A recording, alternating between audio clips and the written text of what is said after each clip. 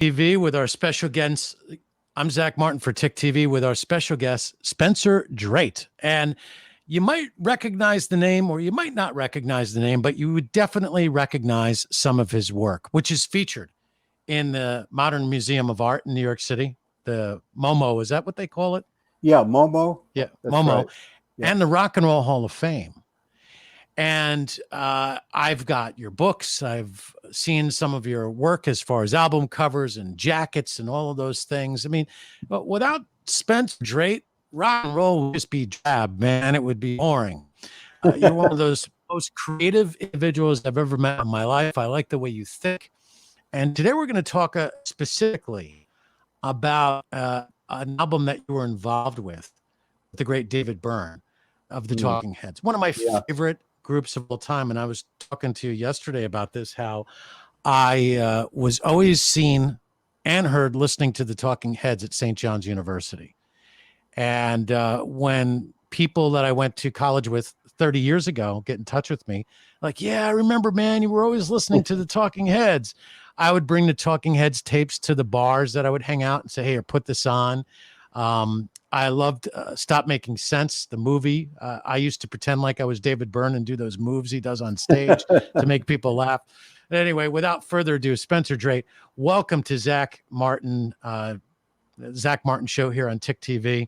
It's great to have you. It's our first ever video series that we're doing, and you're a special guest. So hey, thank you very much, Zach. I want to tell the listeners that I have a partner named Judith Salovitz, and we're both been designing together for many years.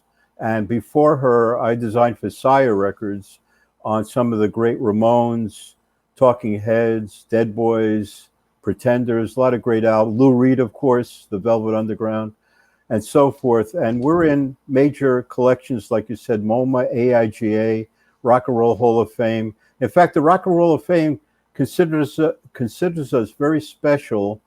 We have a little house with our work in it, actually our LPs and 45s with credits, which is not given to any other music designer.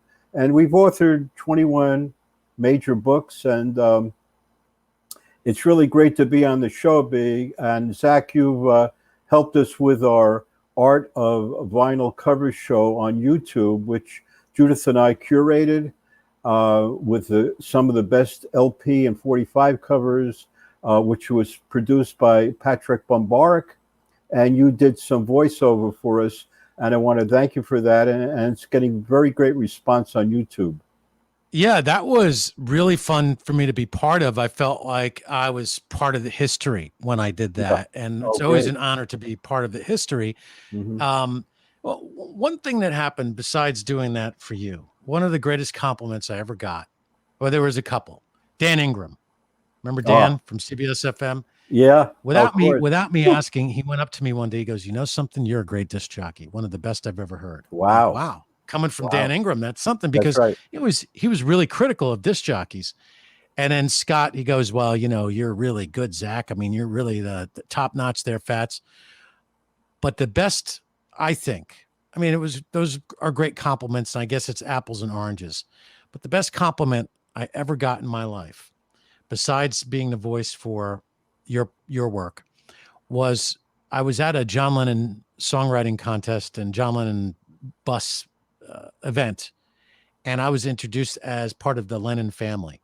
Wow. To me, that ever since that day, he's part of the Lennon family. I'm like, wow. I mean, that's really cool. When we do things, we have no idea who it impacts. Same thing with you, your artwork. You have no idea the impact you make. You just like, all right, I'll create this and put it out there, and it is what it is. But for me, when I think of one of the main albums that we're going to discuss today, The Fear of Music, that was quintessential Zach back at St. John's University. I mean, I had to have that album. I had it vinyl. I had it cassette, later CD. Now I've got it on MP3. One of the most iconic albums I can ever think of. And even the album cover, which you designed, is interesting because you look at it, you're like, well, I don't see it. But why don't you explain for somebody who is, you recognize it right away. So that's really cool, right? You Yeah, recognize it right away. I wanna say that that is one of my favorite albums I ever designed. And it, of course, to tell people, it was nominated for a Grammy in Best Album Packaging. It was in a MoMA show. It's in the Rock and Roll Hall of Fame archive collection. It's on our Art of Vinyl cover show, selected, and it was awarded a lot of great design awards. The reason that makes the cover, I think, so intense, first of all, it's a very simple design. There's a minimal type treatment, and I was involved with the type treatment, to let you all know. And to make a great cover, in Japanese design, they always say simplicity is the key, and that's what this cover is. If you look at it, you have a block of type on the left side, upper left, very raw typewriter type that was selected by myself and David Byrne. And I added things like putting a rule around it, holding it together, picking out a Dayglow green type, by the way, to print the type only. The front cover, the story goes, Jerry Harrison visited, I believe Tina Weymouth's brother was an architect, and he had this vinyl floor with this pattern on it. And he saw it, and that's what inspired this cover. And then from there, it went into different ideas and concepts. One was to do a real vinyl cover, which was too expensive. Another one was unbelievable, disappearing ink underneath a shrink wrap with lights that lit up. That was totally disregarded. And so what ended up is Queen's Litho, the printer, this printer that Sire used all the time, printed the cover on a beautiful black matte finish with the embossed pattern. And then the typography was printed on with a Dayglow green type. And that's what the culmination of that cover literally was. You know, we had everybody involved. It seemed to go through a very smooth design. It was like we had all the elements that were great, and it was just composing it. And so my role was typography design, and I had a really great schooling. I had a Yale faculty design faculty schooling, although I went to Bridgeport, but they had a Yale faculty in design, right, which is unreal. So I was schooled with the best of the best, and I found out later I was very strong in typography design, which is the key of great design. It really is. A lot of designers aren't, and to be honest with you, but the great ones are like Peter Seville, John Berg, Stefan Sagmeister, Vaughn Oliver, Malcolm Garrett. These are great designers, and they all have a great typography part of it, you know. But anyway, that's basically where the cover went.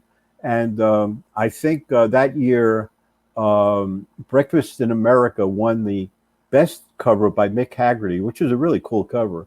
And we were probably a runner-up. But I say to myself, oh, God, if that Breakfast in America was, and that was #1 all year, right? That album was great. So I said, if that wasn't there, we would have took it, man. I'm telling you, we would have really took that award. That album, as one would say, was hotter than pepper pudding, Breakfast in America. The waitress on the cover, I love it. She's now collecting her pension. She's in her 70s. Really? And she's still with us. Yeah, I don't know her name, but I just, that's great. Somebody, I guess, last year, because it was released in 1979, from what I remember. Right. And it was the 40th anniversary of the release of that album in 2019. So they did a little bit of an article about her, and I was like, wow, she's still alive. I mean, and every once in a while, I'll hear a song on the radio, and I'll remember the video that went along with it. And I'll give you an example of how time flies. Hot for Teacher. Miss Fizette is now 65 years old. That's great. If you were to describe to somebody the business that you're in, as far as typography and design, what do you think are the elements required for what you do? In other words, what kind of skill sets? If I was listening and I wanted to be the next Spencer Drate, what advice would you give? I don't know. I just did an article.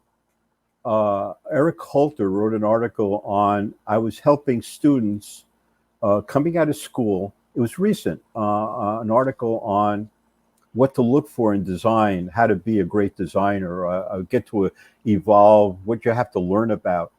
I think this relates to like photography. I'll be very honest with you. You have it or you don't. There's so much you can learn, which is there, but the rest is in your head. And certain people really don't have that gift. A lot of people, in fact, don't have that gift. It's very true. And those people, let's say, survive as great designers or great photographers. They have this gift of seeing and doing. And I just know that I didn't realize that I really had this great, that's why I was so successful working. Like Chris Blackwell will have me work at Island on U2, Octung Baby I worked on. Steve Averill started the design in Dublin, and I did all the USA design.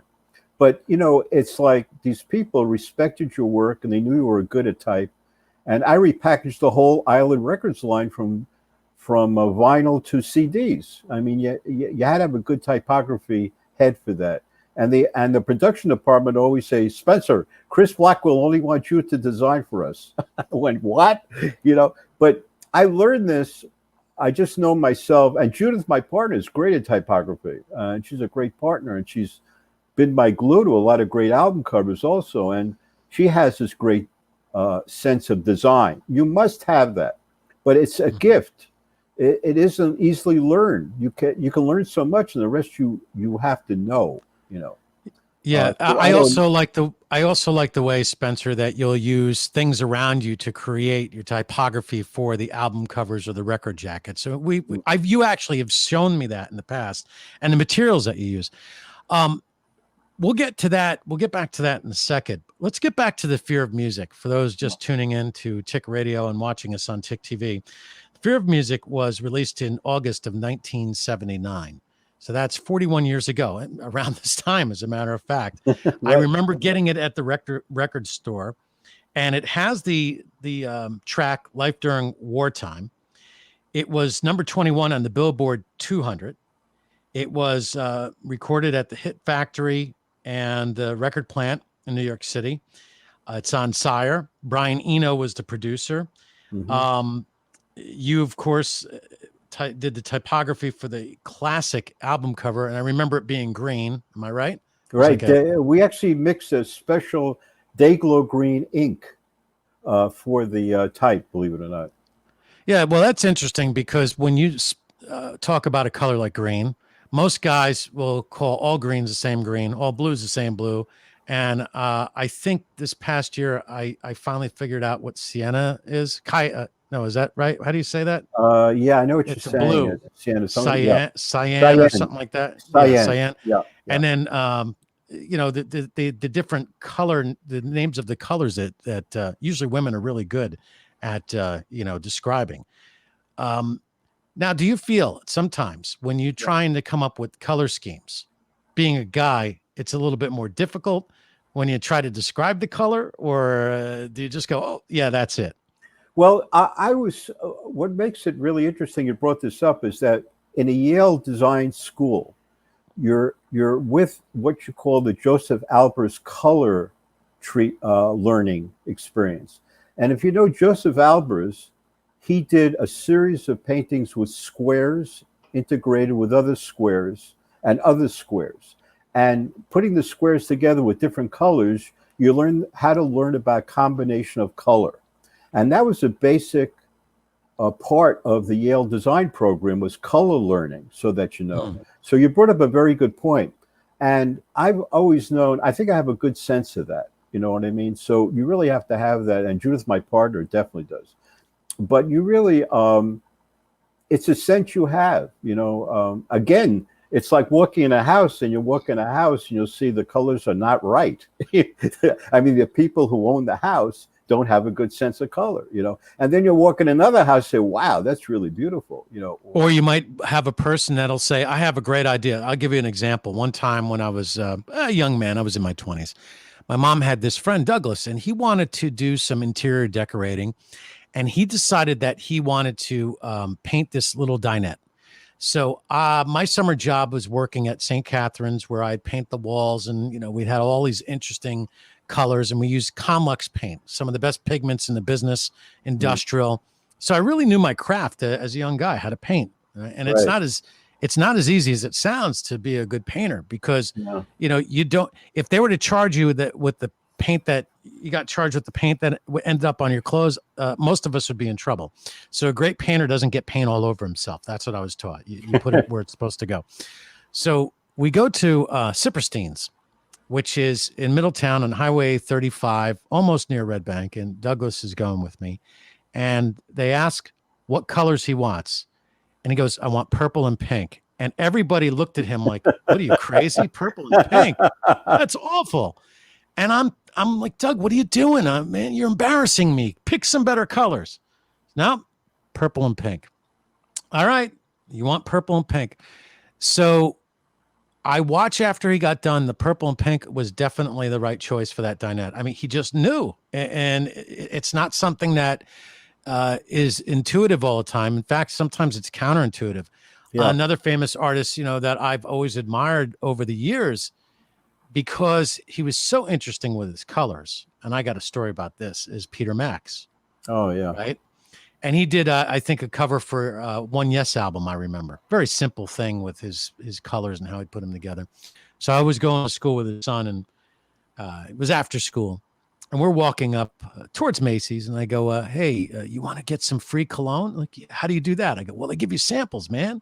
So we go in there. It's the 80s. And we get the cologne.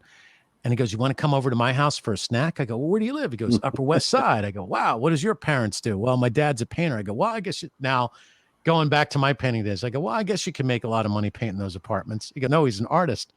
So we go up there, and I'm looking around the apartment, and it's white, and it's got velvet chairs of various colors, and it's got a Pac-Man machine, and you could see where the easel is. There's paint all over the floor. It's painted white. It's got splotches everywhere, and you see these sneakers and all of that stuff from the 60s that I was not aware of that he designed or he had a part in. And so in comes Mr. Max, I called him, right? Comes in. I felt like Eddie Haskell.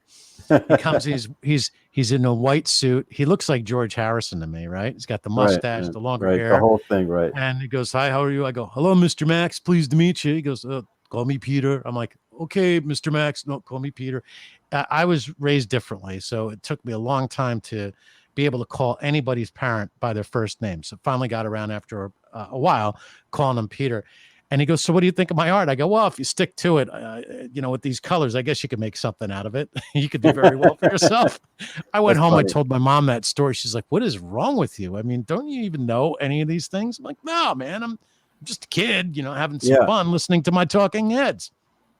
So, well, I want to bring something up. Peter Max, in the early days of his life, where he'd be publicized in Life magazine and everything, the early poster work is incredible. In fact, it's fantastic. Yeah. That is the best part of his life, to tell you the truth. Not now, not recent at all, because he gets more commercialized in his art. And by the way, there's other people painting for him, so that's a whole other trip.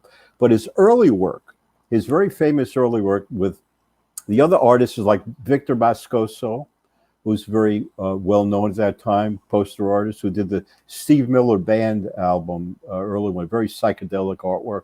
Those two artists were incredible poster artists at that time, the psychedelic era. Peter Max and Victor Moscoso, those are major names in that area. And Peter was really a great person. I looked up, I saw his, when I was in college, you'd have the Dayglow posters. There'd always be a Peter Max poster, right? Or a or a Victor Moscoso poster with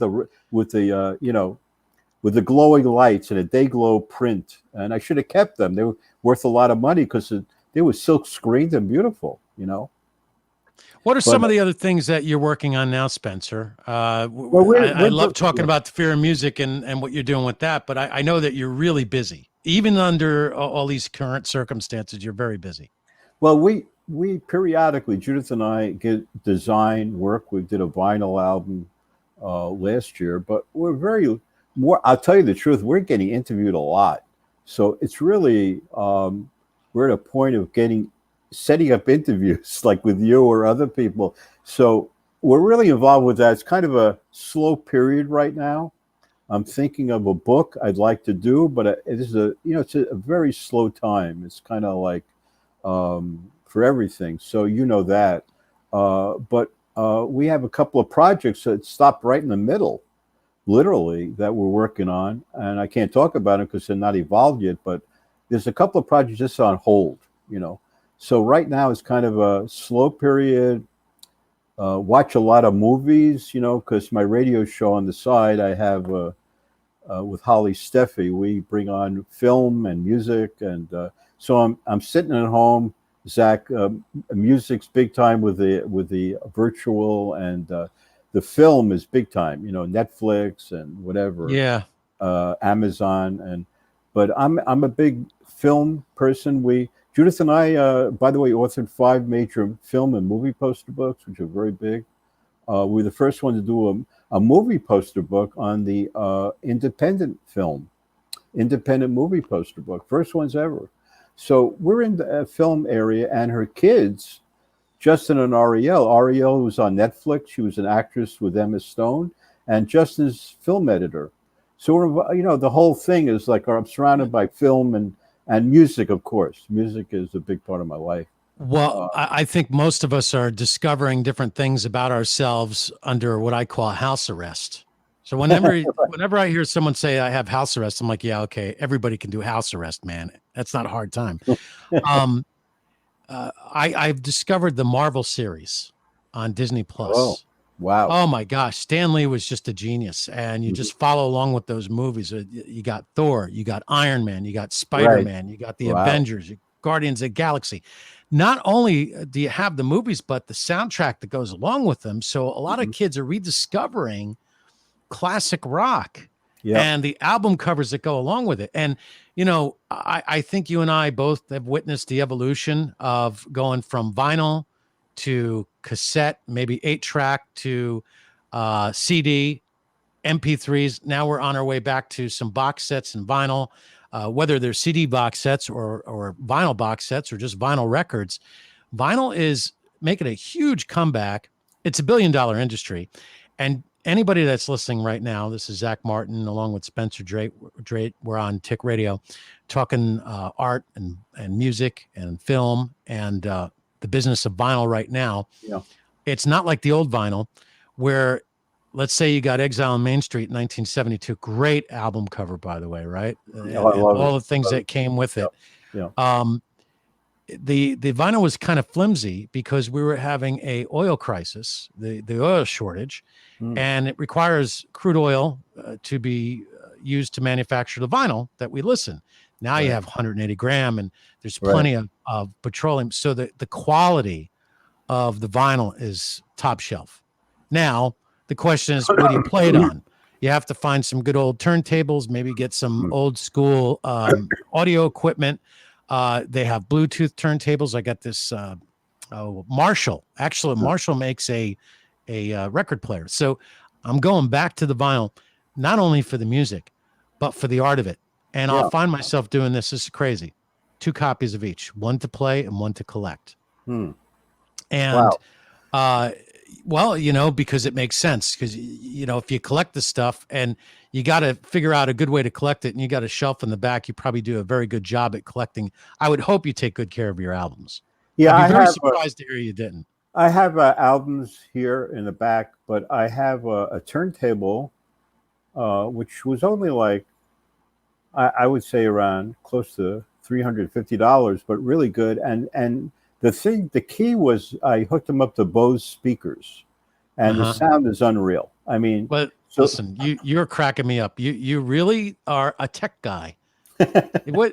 I mean, you knew to use Firefox for this interview. You got your headset all set up. I mean, so I applaud you in the fact that you're a good tech guy. So yeah, tell me more about the Bose and how you Well, have you set up on I vinyl. gotta tell you another thing. I have cassettes, so I have. Listen to this. I have the original Sony Studio Professional, made in metal, not plastic, cassette player. I hooked up the Bose speakers again, Wow. and I Yeah. listened to that. But the model of the Sony Professional is amazing. It was made in metal when they first came out with it, not plastic. So it's Right. gorgeous, and it's got the lights on it, light up. Oh, it's unreal. And they never matched that since. And I still have it in mint condition, hooked up to Bose speakers. And the other part of my life is I'm part of the Making Vinyl event, which you should know. This is Right. an event founded by Larry Jaffe and Brian Eckes every year. It's sold out. Jack White and Little Steven have spoken at it. Judith and I are vinyl judges every year for the last several years on vinyl.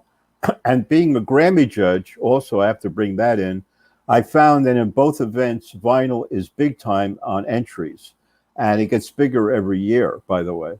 And it's just the fact, Making Vinyl event is a very close to my heart event because it involves everybody comes from all over the world in different vinyl areas. And one was held in Detroit with Jack White, taking him around, everybody around. And but anyway, vinyl's back. You know, it's like Yeah. you know, it's the sound of it. I mean, musicians know. Like we're interviewing Willie Nile Friday, and actually tomorrow. I'm sorry, and he's a big vinyl freak musician, a famous rock musician, played with everybody, and he puts out vinyl every time he puts out an album. Very big vinyl person. And a lot of musicians are like him. You know, they come out with a CD and they also have a vinyl. You know, Joseph Arthur's another one, big time with a vinyl. You know, go down the list. There's a lot of people. You know. Well, I always felt that you got more bang for the buck when you buy it on vinyl. And let's go over some of my favorite albums of all time, usually double albums, because again, when I go to the record store, I wanted to get the most for my money. Yeah. First one that I think of, Exile on Main Street. I love that. What a great double That's my album. one of my favorite albums of all time. Really. That is, absolutely off the charts as far as the music, Right. the variety of sounds you get out of the Rolling Stones, and then the artwork that comes along with the album. I got to bring something up. It's not only that, but you've got two albums, not one, two albums that every song is great. There's no fillers, what we call. Right, you know. exactly. You don't want to, yeah. And why? Yeah, you and don't the have other any one, desire to skip over the tracks. Yeah, right? the other one is the Beatles' White Album, the same thing. Two albums, all the songs are incredible. Those two albums are amazing because they're double albums, and every song are amazing. Right, Zach? Absolutely. You got to call those masterpieces. Yeah. The other great one, Physical Graffiti. Oh my gosh, yeah. what a great album. And the building on the cover, this is very interesting. When I was a kid, I would imagine, because Led Zeppelin was from the UK, that it had to be some London building, not realizing that all I had to do is go down 8th Street towards Thompson Park. And after you get by Ray's Famous Pizza over there in St. Mark's Place and First Avenue or whatever, and you go towards the park, it's over there on the right, the Physical Graffiti building. And you can go to you can go have tea at the Physical Graffiti building. Zach, let me add to that. You're going to freak out here. I'm going to freak out. In the early 70s, I had a cable show, a very archaic. It was in the very beginning. And who do I have on it? Interviewed Peter Corriston. Peter Corriston designed Physical Graffiti on my show. And I went through the whole making of that album cover with him. And what he did is he had an architectural camera he had to use so he could line up the windows perfectly, you see, on that East Village block. And it was a great interview. And that was with Peter Corriston, who designed, by the way, Tattoo You.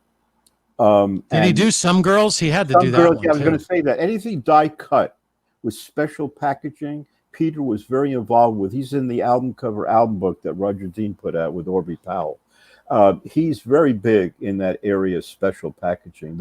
The whiskey glass, Rod Stewart, the die cut stuff. Peter was an amazing designer. I used to go over and visit him all the time. But I had him on a show, and he was talking about physical graffiti, just what you're talking about. Right. I mean, that's fantastic. Yeah, you're right. It blew my mind, Spencer Drate. What about, it's not a double album, but it was very interesting to me because I had it in various, well, let's put it this way, various editions. Yeah. In Through the Outdoor from Led Zeppelin Oh with my the paper God. bag. Yep. And it had different inserts. I guess Right. that's what you call it. I couldn't explain it. It's like a series. Yeah, it was a series. I think there were 5. And like an idiot, I didn't realize that when you go to the record store, you figure you get 5 random, but they're always sold in a batch. So the same batch would have the same insert. So I thought, Right. oh, this is BS. It turns out that you would have to wait for different batches or go to different stores to collect them all. I have the actual somewhere in here in my room. Yeah, up on the shelf. I do have the CD jackets of the various types of pictures that you would see underneath the paper bag. And I also have the Japanese import Led Zeppelin album covers. So, if you're really into it, it could be a lot of fun. I would say more enjoyable than collecting baseball cards, unless you got Murderer's Row from the Yankees back in the day that included Mickey Mantle and all of the great Yankees. If you had that in your collection, that's great, but most of us don't. Most of us took those Mickey Mantle cards and used them to make engines with our spokes riding down the street on our bikes. Yeah, morons we were. So you got the Led Zeppelin thing, you got the Fear of Music, another iconic album cover that we started off our conversation with. What was David Byrne's reaction when you brought it? Because sometimes I just don't know what kind of reaction they're going to get. Like, I got to tell it's kind of. I'll tell you. Go ahead, Zach. Yeah. So we're on Volume Radio, interviewed on album covers by Mark Goodman and Alan Light. This was Judith and I, and he brought up to me. He said, "Spencer, did you freak out working with David Byrne?" And then I thought about what he said, and it brought me back to the day when I started designing, because I was thrown into this Talking Heads project. And I remember David Byrne, his whole personality was very serious. You know, he had a very almost like not approachable almost in some way. And so I freaked out. And I told Mark Goodman, I said, I was perspiring. I was. But you know what? He came back and told the art director all the time, I love Spencer's typography design. Can you imagine this? The art director would say this. He said, David Byrne called me up. His Spencer, he loves your typography design. I said, oh my God. Oh my God. So then I knew I was in this bag. This was really good, you know. But David Byrne, Jerry Harrison, by the way, brought in the concept. So he was a really good creative head trip with that group, by the way. And I'm sure Chris Franz and Tina had feedback on that. And they all had, they went to Tina, David, and Chris Franz went to RISD, which is another great design school similarly to the Yale Design School. So they had a great graphic and art background. And Jerry went to Harvard, which you wouldn't expect, but he had an incredible concept background in design. So between all of us, it was like a home run. So we had all the elements, But working with David Byrne, and I freaked out first time, and then I calmed down after he loved my work. But then after somebody like David Byrne likes what you're doing, the pressure's really on, because you have to come up with the sophomoric effort to impress him again. Did that ever happen to you? Well, the thing is, I worked on I didn't mention this. I worked on 45s for Talking Heads. One was Cities, which has the group plastics, the Japanese group artwork on the front with the typography. That was also on the Fear of Music. And then and then of course I did the famous Take Me to the River sleeve, which was an MoMA show. Laurie Anderson curated. That's a very historic sleeve, Take Me to the River. And that was, it was in a MoMA design show in 2010 that Laurie Anderson curated. Those are really great sleeves, but it was just I seemed to fall in with my typography. It made the whole thing happen, to be honest with you. They loved what I did. No changing anything. It was wild. It was the best design. And I'm working with designers. I'm working with high-class art designers. Yeah, but what But what's funny about that, educated, high class, very experienced, yet you seem to use a minimalistic approach, and that's by no means a negative criticism. It's positive because I always felt like, when you don't have to over explain something, where you don't have to make it too complex, where everybody can enjoy it and it's something simple, that makes it more fun. And I got to say, genius level, right? Right. Uh, Well, simplicity is a very important word you're using, because I think I went back and mentioned that about Japanese design. The word simplicity is big. And I learned that also doing logo design, which I was very good at. And logo design, the secret to that is doing something very simple, easy, of course, a great design, but very simple, easy, communicative right away. And that's it. A lot of people don't have that. They put on all this junk around their logos, and you yeah. don't understand that it's a simple structure. And that's another thing you're bringing out. That's a very good point you brought up. Simplicity is the key. And Fear of Music says that. I mean, that cover is simple, great design. And it's like, you look at it twice. You say, whoa. First you look at it and say, okay, it's a cover. And then you look at it again and say, wow, what a cover. You know what I mean? It has a double thing.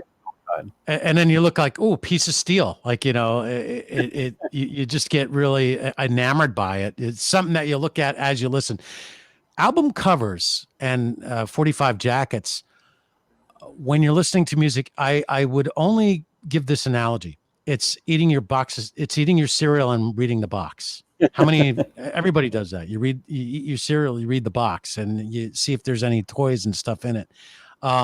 Packaging really does moves product off the shelf, especially if it's eye catching.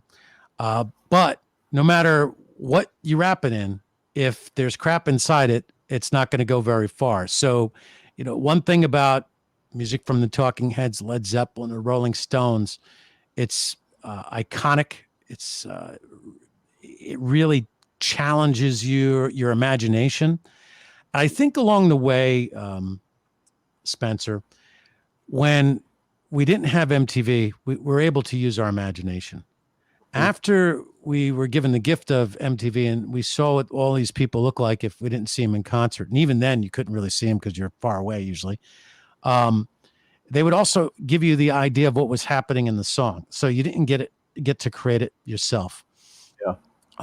And obviously songs like Life During Wartime, Take Me to the River, those major songs from the Talking Heads, they didn't have the videos really until Stop Making Sense, and then Little Creatures. I remember some of those videos. But when you were listening to the songs, is that what inspired you to design the cover, or did you design the cover before you heard the songs? No, I have to hear Judith and I, or myself, when I was by myself or with Judith when we did covers, always listen to the music. That's a big time thing. I have to hear the music and get a grip on something that's going on. Like Fear of Music, Peter Seville, the great designer, called it an industrial design of that time. And that's what, in those days, it was like people were getting into the vinyl covers and factory lights and, industrial. So that's a key word that Peter Seville used, who's a great designer, by the way, in one of our books. He did the So cover for Peter Gabriel, to give you an idea. Oh, yeah. Beautiful. Yeah. So Peter was into talk about simplicity. There's a cover that's simple and gorgeous design, but it's like, I don't know. I'm getting a little bit adrift here. You have to excuse me, but good design is. I mean, there is such a thing as good graphics, for instance. In other words, people always say, they use the excuse, well, it's an opinion. It's not an opinion. There is such a thing as great design. You can see it. If you can't see it, then we have a problem. But there is such I think it goes back, Spencer Drate, to keep it simple, stupid. So if a business person is listening to this and it's on TIC Radio or TIC TV, theinvestorscenter.com, you probably are wondering, what has this got to do with business? It's got everything to do with business, because business is an art form as well.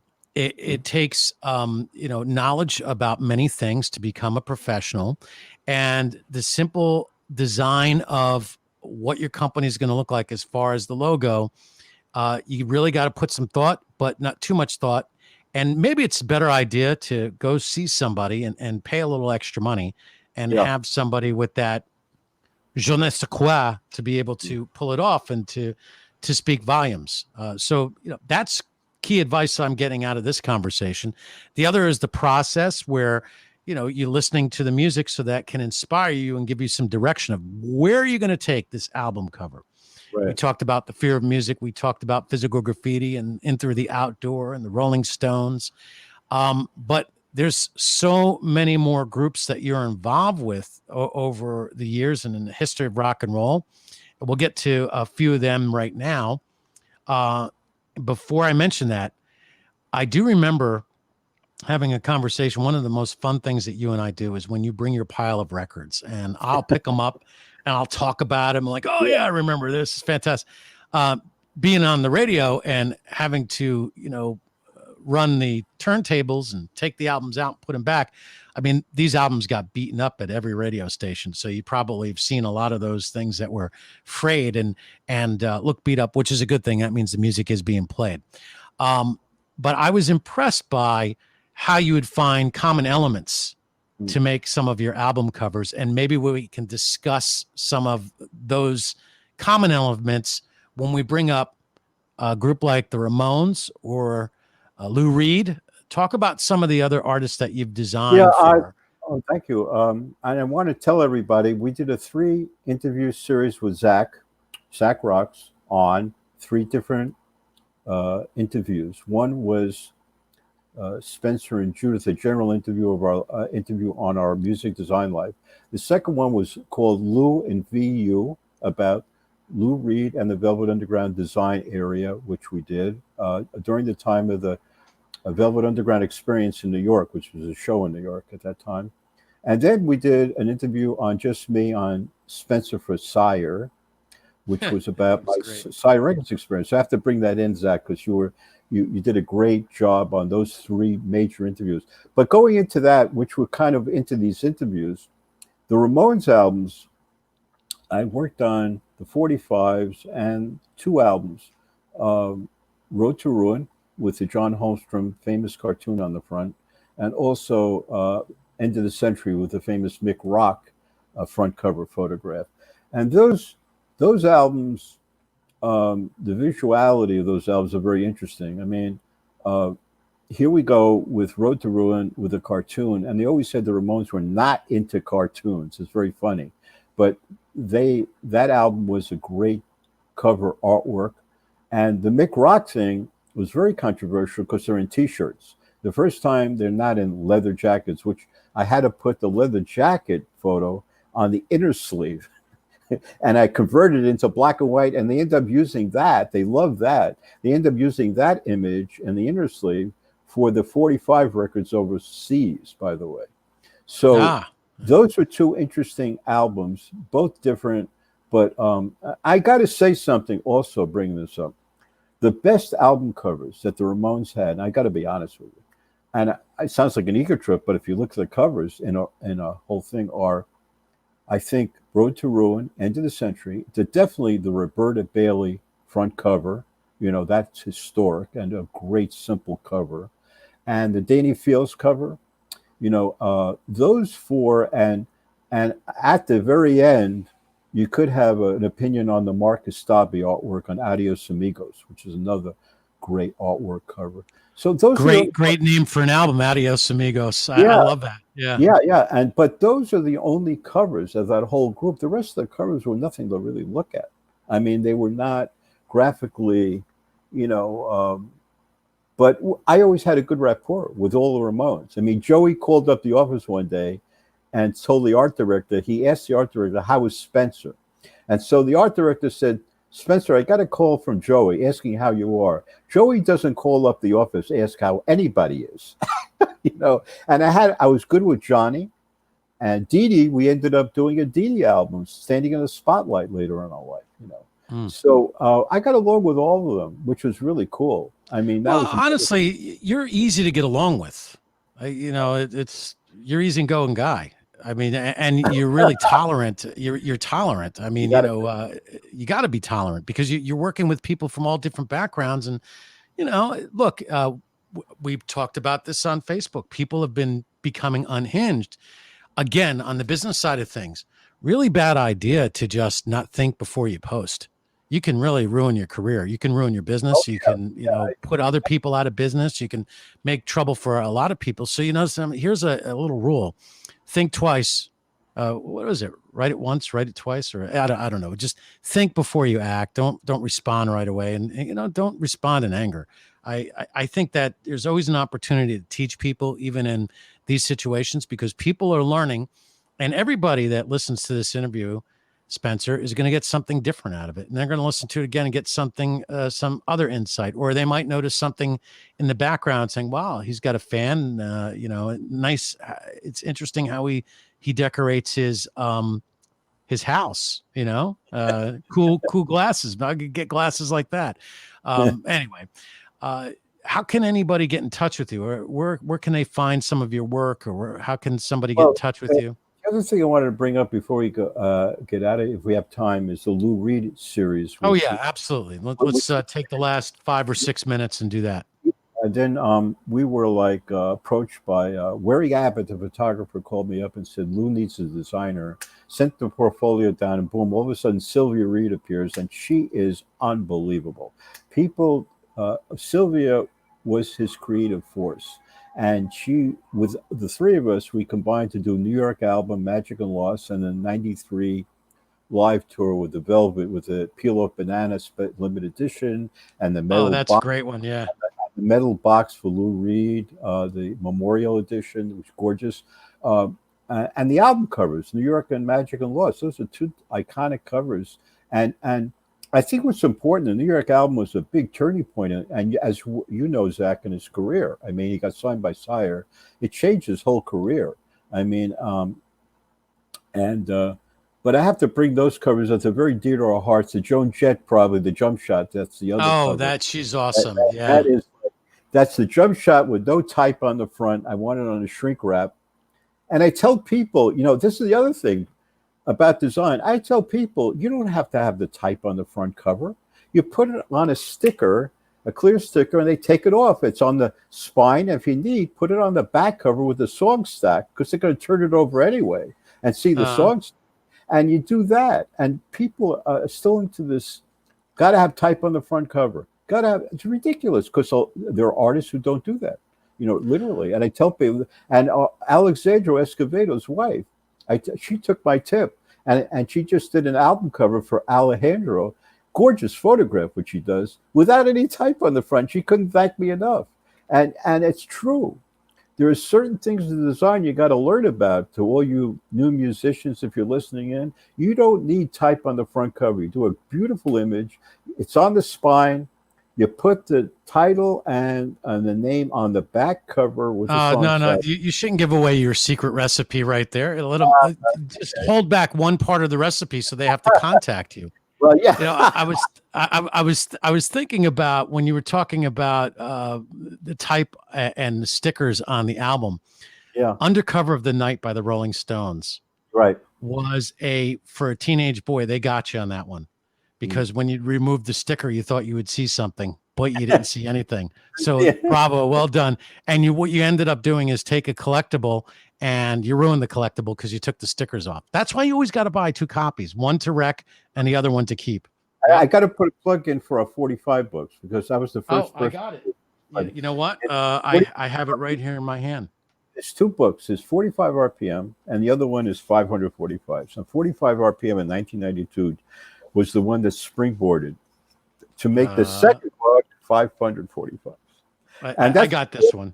Yeah, you know what, Zach, it's a great story, because when I first brought up 45 RPM, the publishers didn't relate to it. It's unbelievable. I said, this is crazy. All the sleeves. And then finally it sold out with a small publisher, Princeton Architectural Press. And then later came 545s that Lenny Kaye did a beautiful forward for, the famous Lenny Kaye. Mm-hmm. And book is beautifully designed, I think, and just it's a great book. I'll hold it up over here. It's available on Amazon, and what I like about it is it's sort of like a soft cover, but not. It's like an in-betweener, right? And it's got some the great 45s, even Sinatra. I mean, this is a Oh, yeah, great you gotta table have book. that, man. You gotta have a Yeah. Sinatra in there. Oh, and you got a Nat King Cole. I mean, Nat King Cole. Let's just go through this a little bit. Nat King Cole, I think he doesn't get the justice due as far as being one of the greats of all time because his life was cut short. I think he died at the age of 67. I'm pretty sure, but Wow, he was an amazing voice. he was. You got the Beach Boys. I mean, come on now. Um, Lulu. Lulu's still around. She's a big deal in the UK. Right. Wow. You got some talking heads over here. Nice photo. Let's see if I can bring this into the camera. Yep, that's a great Yep. photo.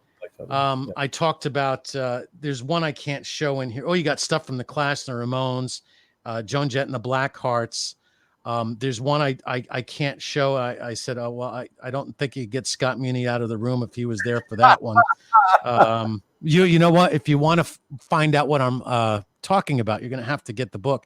545 is a graphic history of the 7-inch record Spencer Drate and Judith Salovets, which is available on Barnes and Noble. It's from Collins Design. It's a great book. If you're a rock and roll fan, this is one of those things that you should definitely have in your record collection because then you can reference it. What other books do you have besides that one? Well, we got a lineup. Listen to this. We did 21 pop culture books, and they all varied from motorcycle books, The Art of the Bobber, rock poster art.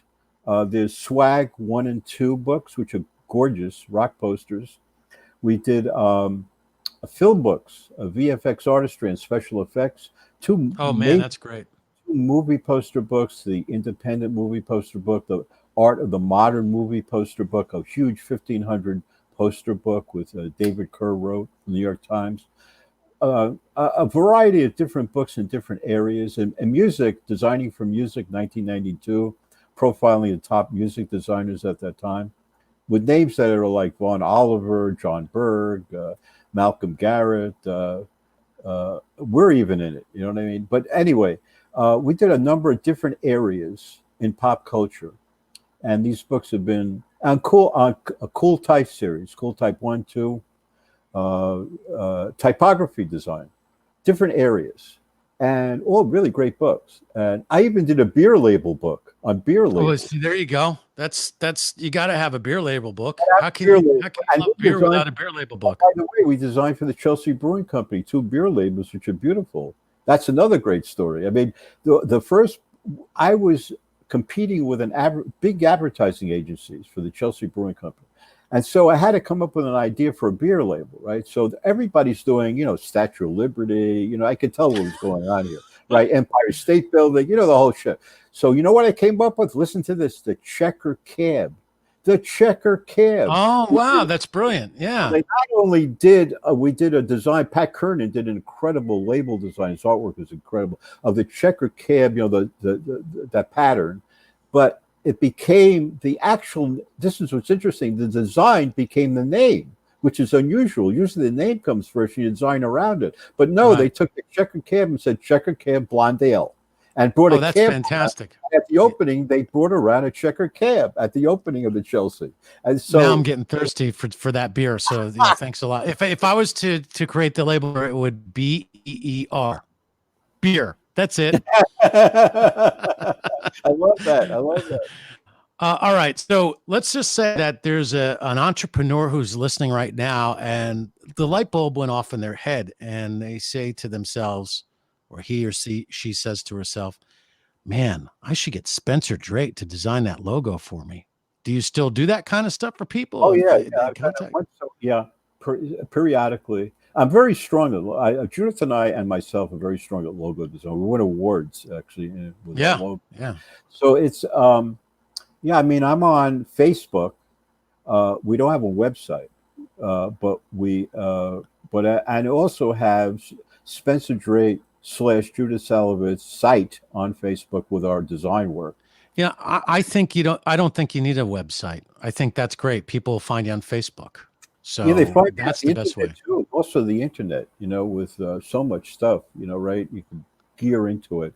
And I'm in the Rock and Roll Hall of Fame collection, which if you go into it, you can access my name or Judith my name, and you can see our work. You know, that's type of thing, and it's all over the place. And I also, what I do is, if someone's interested, I send them via email some of our interviews, like your interview, of course, and our work, samples of our work. So it's easy to just communicate, you know, back and forth for any interest in anything. I mean, that's Fantastic. Because it's a matter of just, it's like if I want to see a portfolio, someone's going to send me something, you know what I mean? And so if I'm working on something or someone's interested in us, I send them our visual samples and other things, you know what I'm saying? Fantastic. All right. Well, thanks for spending just about an hour with us today on TIC Radio, TIC TV, New HD. Pleasure. Zach, you're the best. And we'll have to have the next, maybe in about a week or two, we'll have you on with Judith. I And love we'll it. talk more about these album design. And next time, bring some of the albums to school with you so that we can show the class as they listen. We can do that. I should have brought Fear of Music even today. It's like crazy. Oh, that's all right. You know, I most people know. See, the album is so well known. Most people remember what it looks like, and that's a good thing. I think these interviews are great. I think it would be good to, be interesting. Judith and I, or myself, could talk about other album covers, in fact, and stories behind those. You know, that would be good, and also to rate the album covers that you guys didn't design, with me in the picture, and we that would be interesting, because I could. You know, I definitely have opinions about that stuff. Me, before we wrap up, it's always about the value. I really want value for what I'm taking my hard-earned money and buying, whether it's a record, whether it's a car, whether it's a computer. I want the features and benefits that I really desire, and I could care less about the rest. Well, this is interesting. Arthur Levy at CBS, you know what he said to me once? I'll never forget this. He says, Spencer, will you design a 45? It looks like $1 million cover. I never forgot that. It's like, what you're saying is the image is so important. I want to bring that up, that whatever you're working on, no matter what, image is important of what you're working on. And that creates a whole feedback. It's like the great album covers. People would buy them just for the album covers. You know this. I mean, there was a thing. They took a survey one time at Warner Brothers, and they said that people buy album covers beyond the record, which was interesting. See?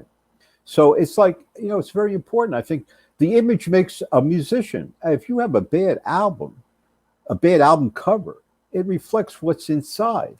If you have a great album cover, whatever it is, it's going to reflect, the people think, wow, what a great thing, before they even open it. And that's very important. Well, thank you, Spencer, for spending time with us. Great sound advice. Have a great day.